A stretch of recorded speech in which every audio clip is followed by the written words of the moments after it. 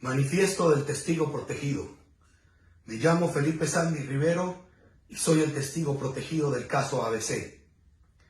En febrero de 2021, el señor Jin Shengyuan, entonces representante legal de China Harbor Engineering Company, CHEC, filial de China Communications Construction Company, CCCC, me contactó por primera vez, no habiendo tenido contacto alguno hasta entonces con él ni su empresa, teniendo como referencia el trabajo previo que yo había realizado con distintas instituciones en el campo de las hidrovías.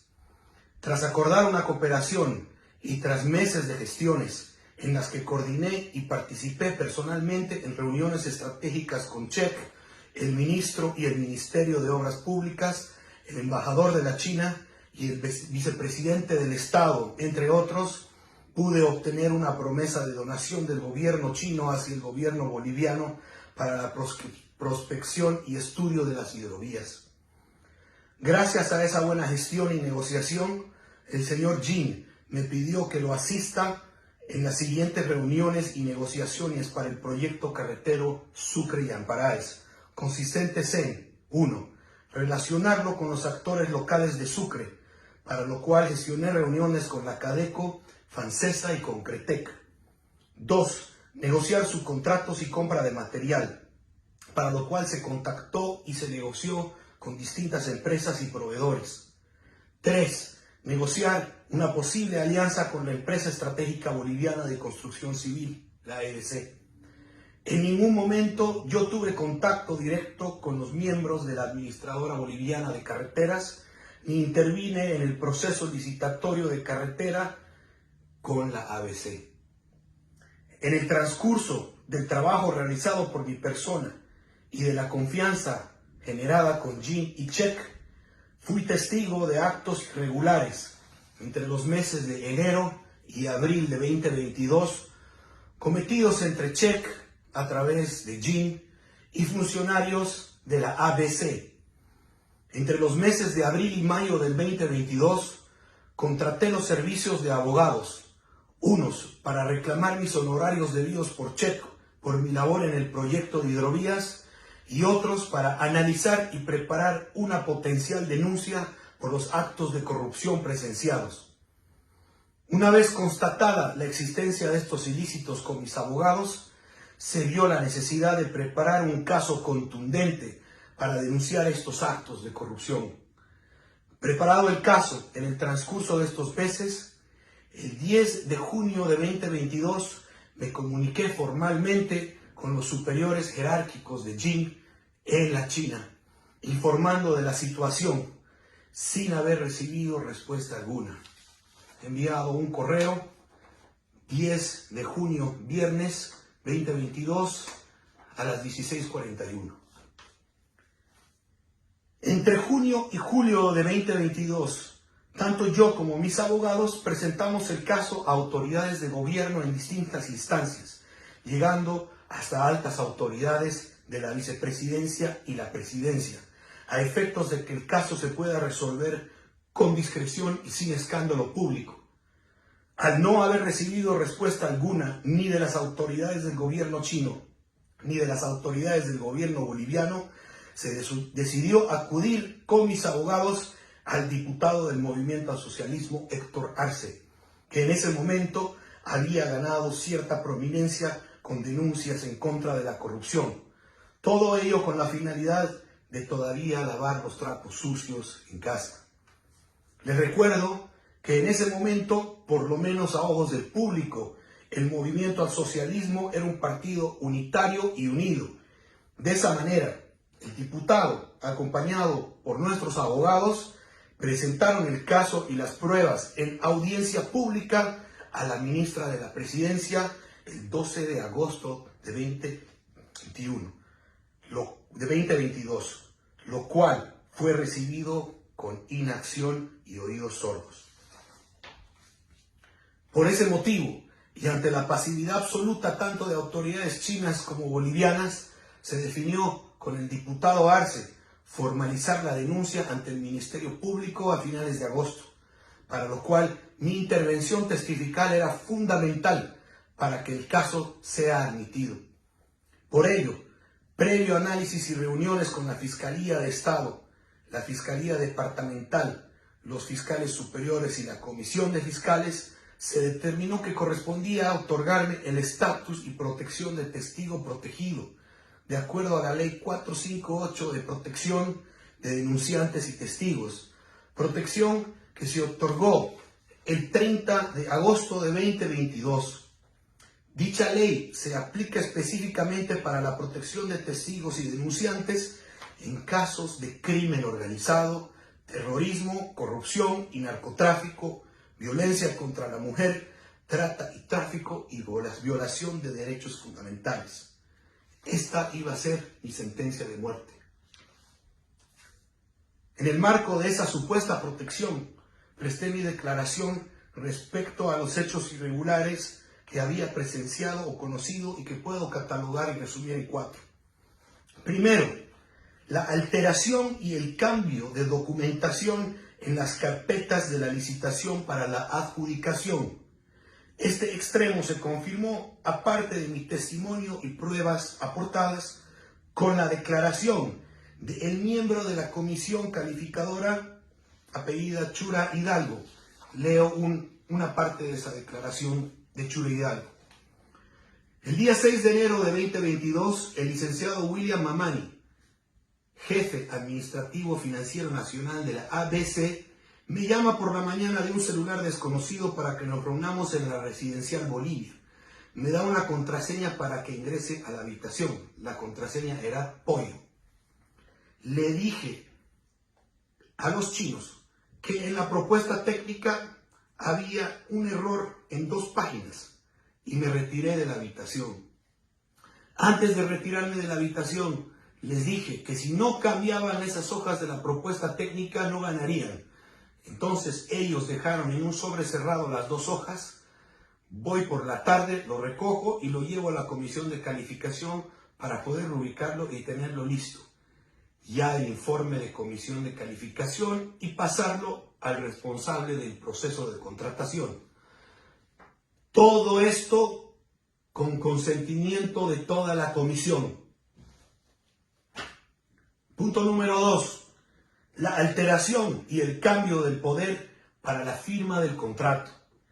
Este extremo se confirmó, aparte de mi testimonio y pruebas, con la declaración pública del ministro de Justicia el 15 de septiembre del 2022. Leo textual las palabras del ministro. El consorcio de las empresas chinas tuvo que haber presentado los documentos a fines de diciembre. La ABC ha evaluado los documentos el 5 de enero y en realidad esos papeles, esos documentos recién salen a la venta al público el 26 de enero. Documentos notariales. Mucho tiempo después, esto prueba y demuestra que la documentación que ha sido evaluada por la comisión ha sido adulterada, detalló Lima en conferencia de prensa, 15 de septiembre del 2022. Tercero, la suscripción de un contrato ficticio y la operación de lavado de dinero para materializar en efectivo la coima. Extremo que se confirma, aparte de mi testimonio y pruebas, con el siguiente informe de la Fiscalía de La Paz a cargo del proceso de legitimación. Leo textual. Llegamos a la conclusión de la inexistencia material de dicha empresa que emitió las facturas de más de 14 millones de bolivianos a favor de 2 empresas chinas, CCCC y Check. Hechos que establecen la Comisión de Lavado de Activos bajo la tipología número 1.6, prestación ficticia de servicios profesionales y comercio informal, ausencia de respaldos que sustenten la generación de ingresos y uso de empresas fachada, conforme a lo descrito en la recomendación de Gafilat, estableciendo así la comisión del hecho atribuido al ahora encausado de nacionalidad china Jin Shengyuan, quien suscribió un contrato de prestación de servicios ficticio con una empresa unipersonal de propiedad de Jesús Esteban Aguilar Suxo sobre un supuesto alquiler de maquinarias pesadas y otras, contrato que tenía por objeto justificar el retiro total de más de 9 millones de bolivianos mediante la emisión de cheques firmados por el representante legal de CHEC y CCCC, desconociéndose el destino de dicho monto retirado de forma irregular. Cuarto, la entrega de la primera parte de la coima, total de 18 millones de bolivianos, es decir, los 9 millones de bolivianos, a funcionarios de la ABC. La Fiscalía, pese a existir fuertes indicios sobre este extremo, decide ni siquiera investigarlo por claras presiones y compromisos políticos. En resumen, la totalidad, el 100% de los extremos que el testigo protegido declaró y que se investigaron, se comprobaron y resultaron ser ciertos y verídicos. El cuarto extremo sobre el que se testificó, es decir, la entrega de la coima, no se pudo comprobar porque la Administración de Justicia, pese a existir fuertes indicios, decidió que esa afirmación ni siquiera se debía investigar, lo cual es consecuencia directa de claras presiones del poder político en un afán de proteger a los verdaderos autores de estos crímenes y negar los hechos. Dada la contundencia de la denuncia, las pruebas y el aporte indispensable del testigo protegido, el Ministerio de Justicia se vio obligado a cambiar su postura, de una que negaba y minorizaba los hechos a una postura que los admitía de manera abierta, liderando dicho ministerio una estrategia para dejar en la impunidad a los verdaderos autores de los delitos y sacrificar a los peones y a los más débiles, dando ilegal continuidad a una obra que se adjudicó y firmó en base a hechos aceptados y comprobados de corrupción, obra que debía ser en su momento detenida y su contrato resuelto en base a la teoría del fruto del árbol envenenado, generándose así un nefasto precedente en las contrataciones públicas, dando vía libre y continuidad a contratos y proyectos que fueron adjudicados y otorgados en base a hechos de corrupción comprobados. La carretera Sucre y Amparaes ya no debe ser conocida como la carretera del Bicentenario, sino como la carretera de la corrupción y la vergüenza de Sucre.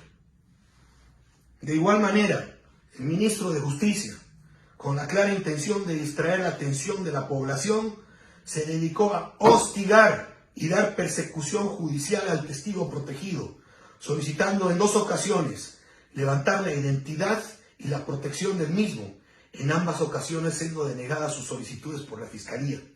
Estos actos ya de por sí constituyeron una clara violación a la Ley 458 de testigos protegidos y a la normativa de lucha contra la corrupción y protección de testigos protegidos. Esa ley ya no vale para nada, no sirve.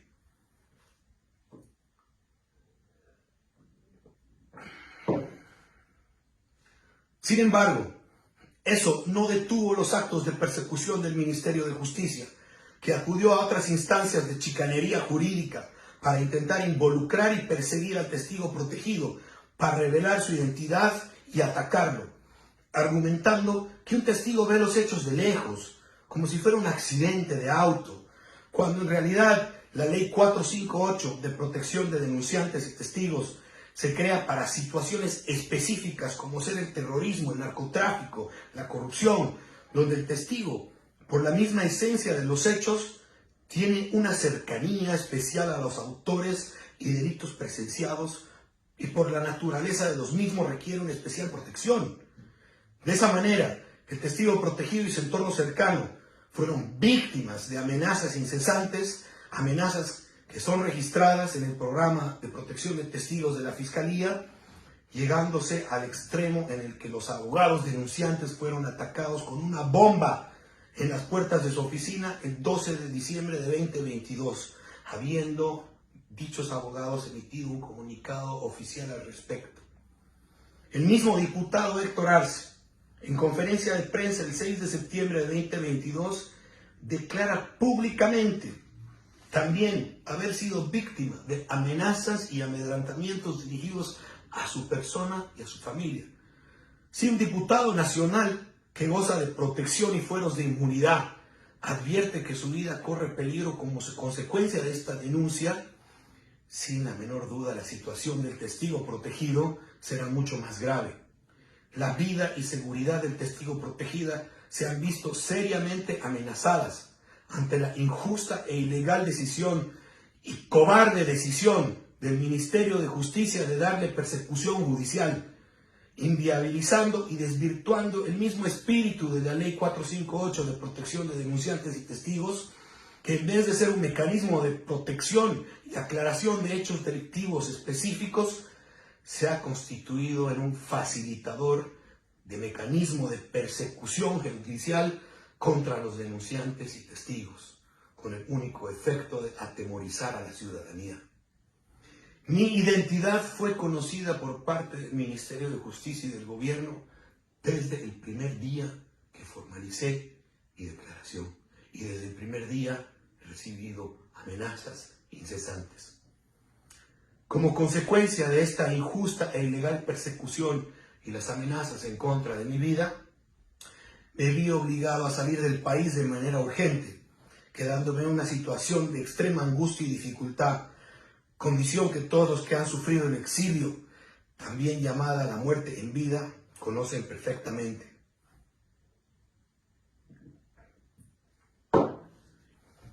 Pude haberme quedado callado y resignado a un exilio forzoso y a los abusos de nuestra justicia que ya conocemos todos y a los que todos estamos acostumbrados.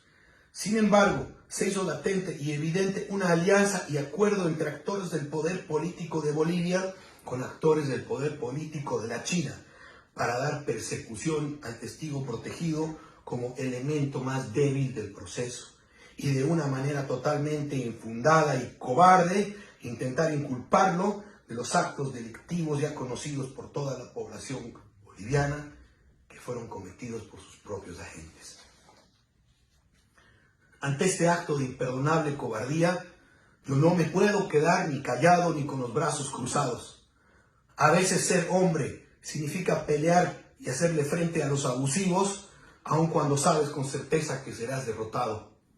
Por lo tanto, he tomado las siguientes acciones. Primero, he denunciado el caso ABC ante el Comité de Prevención de Prácticas Prohibidas de la CAF, al ser el proyecto objeto de corrupción un proyecto con financiamiento internacional de la Corporación Andina de Fomento. He puesto en conocimiento este caso ante ONGs internacionales como Ser Transparencia Internacional y otras. Por último, y como medida más contundente, he entablado una denuncia y cooperación con el FBI en Estados Unidos para la investigación y persecución judicial de este caso, pues en este caso el ministro de Justicia boliviana dijo de manera acertada en conferencia de prensa que estas empresas chinas tienen presencia a nivel mundial y participan en los principales mercados financieros, incluido el norteamericano, por lo que la ley de prácticas corruptas en el extranjero de los Estados Unidos le da plena competencia al FBI y al Departamento de Justicia de los Estados Unidos de investigar y castigar el presente caso. Es decir, lo que pareciera ser un acto aislado de corrupción en territorio boliviano se convierte en un caso internacional y de relevancia mundial, agravándose el hecho al haber participado de manera directa en el mismo agentes y empresas del gobierno chino. Téngase como antecedente el caso Lavajato. Se podrá tener la opinión que uno quiera del gobierno de los Estados Unidos, pero de lo que nadie puede dudar es de la firmeza e independencia de su sistema de justicia. Y si la justicia boliviana ha decidido dejar a estos hechos en la impunidad, tenga la ciudadanía por cierto y seguro que la justicia internacional actuará. Qué indigna que es la justicia en nuestro país y qué indigno es para un boliviano tener que salir de su país para encontrar justicia. Como bien has dicho, Carlos Valverde, puta que es difícil ser boliviano. Quiero aclarar que yo no soy político, ni milito en ningún partido político. Nunca me he reunido ni con Luis Arce, ni con Evo Morales. No soy renovador, no soy radical, no me interesa la política. Soy un simple ciudadano de pie que vio algo que estaba mal y le plantó cara. Esta denuncia nunca tuvo la intención de debilitar la gestión de Luis Arce. Prueba fehaciente de ello es que me tomé varios meses intentando que esto se solucione en casa. Por ello, acudí a un diputado del oficialismo y no de la oposición. Nadie puede acusarme de querer desgastar ni atacar a ninguna facción. Nadie puede dudar aquí de mi independencia e indiferencia política. Por ello, nadie puede dudar de la veracidad de esta denuncia. Grande fue mi sorpresa que este caso pasaría a la historia, no solo por ser el caso de corrupción más grande de la gestión de Luis Arce, sino por ser el caso que develó a la ciudadanía un secreto que pocos sabían, que existía un divorcio dentro del masismo. Un divorcio que dio inicio a una guerra fratricida dentro del partido político oficialista.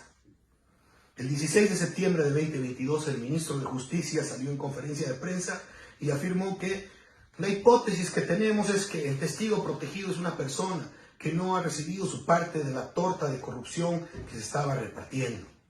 Sin embargo, el ministro sale un mes después, el 14 de octubre, como si fuera fiscal o juez, se contradice, diciendo que al final no se había pagado la coima al ABC y que milagrosamente los chinos hicieron aparecer la plata. Un insulto a la inteligencia del pueblo boliviano. Esa afirmación en sí contradice su propia hipótesis. Los motivos personales de mi denuncia no le deben interesar a la opinión pública. Lo que sí interesa es que la denuncia ha sido comprobada y ha resultado ser cierta. Y asimismo, aclarar que este no es el primer caso de corrupción que denuncio públicamente.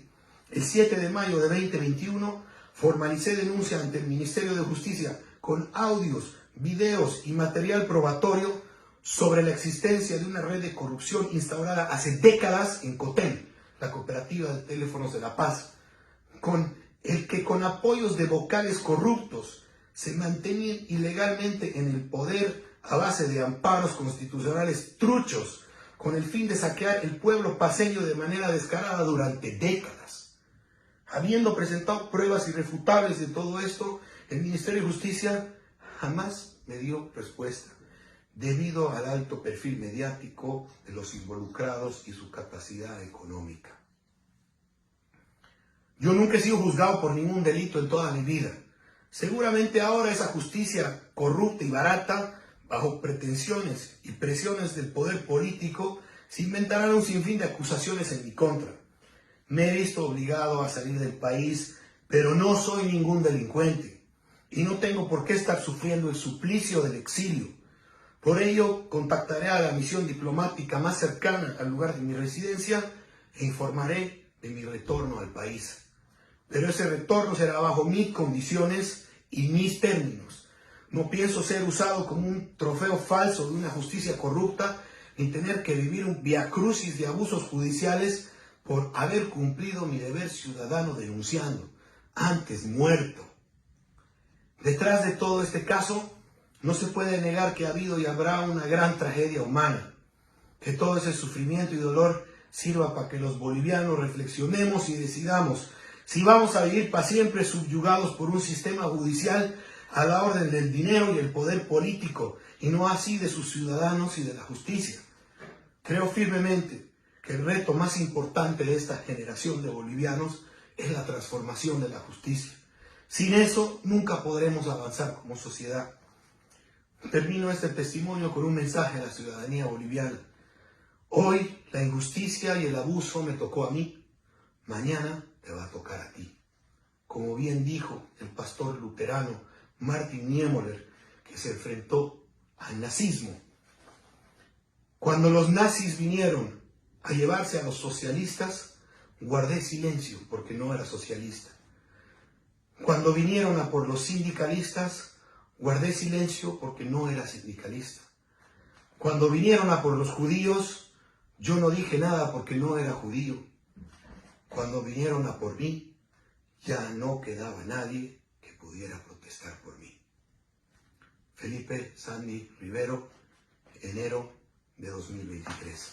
Gracias.